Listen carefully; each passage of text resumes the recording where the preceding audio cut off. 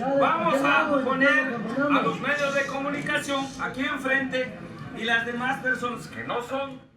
Al inicio, pues nosotros no nos imaginábamos la magnitud que iba a tener este movimiento. Pero cuando vengo a la ciudad del 4 de octubre, pues al terminar el evento a donde yo venía, pues me surge la necesidad y la intención de bajar al Ministerio Público. Que si la señora se va, también él se va.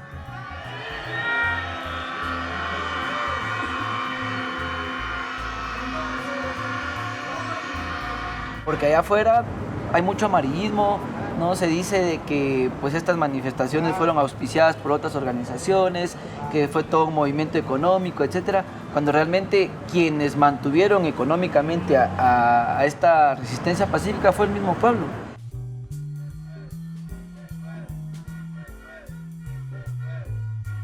Hay que decir que todo lo que sucedía aquí no se informaba como en los medios corporativos, ¿no? Que había también mucho folclorismo, mucho paternalismo en lo que se informaba en los medios de comunicación corporativos, y para mí también fue una responsabilidad mostrar que la fortaleza que ellos representaban, por ejemplo en el Ministerio Público, que esa misma fortaleza se trasladara en las comunidades, que es la mayor parte de nuestra audiencia. Entonces necesitamos audio. Se escucha bien. Se escucha bien. Los medios alternativos no tenemos ningún celo profesional, por decirlo así, sino que al contrario, compartimos las ideas, compartimos la lucha con los territorios, pero también compartimos nuestra seguridad personal. Y es que servirle a la población a través de la comunicación es también hacer un servicio comunitario. Incluso las personas que viven en la ciudad, las personas más urbanizadas, digamos, dicen los pueblos originarios o 48 cantones, las autoridades indígenas han dado una cátedra de cómo organizarnos. Ha sido por el trabajo que hacen los medios alternativos de decir no es hasta ahora, no es hasta este paro que vivimos organizados o que tenemos la forma de nuestras propias formas. Y era pues que había que darle una voz a ellos, una herramienta comunicacional. Seguir mostrando que a pesar de que este mismo país busca exterminar las formas de vida de los pueblos originarios, ellos siguen defendiendo esta democracia que finalmente no les incluye.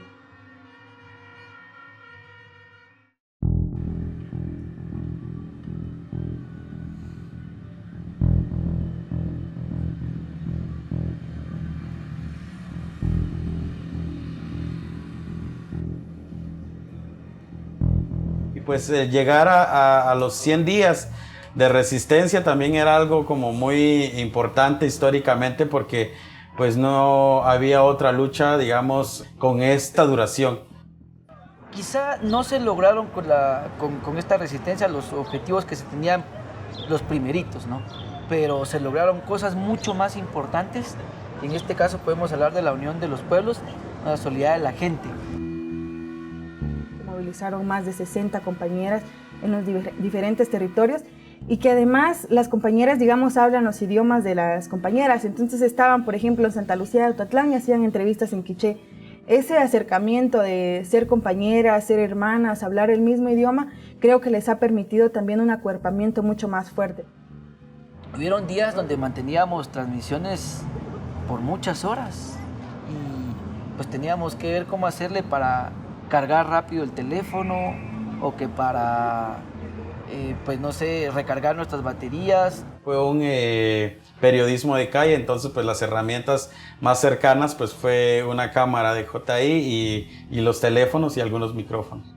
Porque a nosotras nos tocó hacer cobertura con un compañero y en una de esas dijimos, nosotras somos prensa, y nos dijeron, bueno, bailen y les dejamos pasar. Entonces como entre tanto caos, por ejemplo, el arte te seguía finalmente sandando un poco, porque nosotras bailamos y lo demás ya nos dejaron pasar.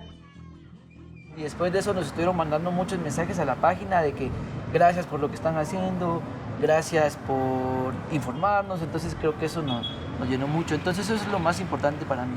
Y luchando por una patria mejor, y mi orgullo para todos, y que Dios los bendiga a todos. Gracias.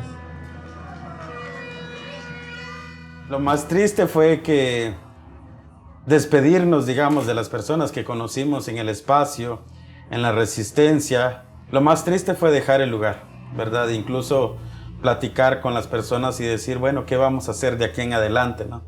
Pero claro, el trabajo de los medios alternativos también es mostrar esperanza y que esa esperanza es lo que nos mantiene ahora. Que haya una manifestación pacífica y que la PDC también resguarde a la misma población. Jamás se llegó a grabar los mensajes de los alcaldes, de los líderes comunitarios, que son tan importantes como el mensaje de cualquier funcionario público.